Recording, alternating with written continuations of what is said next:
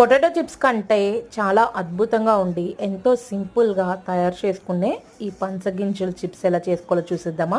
దీనికోసం మనం పనసకాయలు తెచ్చుకున్నప్పుడు లోపల ఇలాంటి పనసగింజలు ఉంటాయి కదండి, దాని మీద ఉన్న వైట్ కలర్ లేయర్ మొత్తం తీసేసి లోపలున్న సీడ్ని మాత్రం పొటాటో స్లైసర్తో కానీ లేదా మీకు వీడియోలో చూపించిన విధంగా చాక్తో ఇలా సన్నగా కట్ చేసుకోండి. ఇవి షీట్స్ కాబట్టి పొటాటో లాగా మనకి వాటర్ కంటెంట్ ఎక్కువ ఉండదండి, చాలా డ్రైగా ఉంటాయి. ఇవి కడుగుతాం కానీ తుడవాల్సిన అవసరం లేదు, డైరెక్ట్గా ఆయిల్లో ఫ్రై చేసుకుంటామే.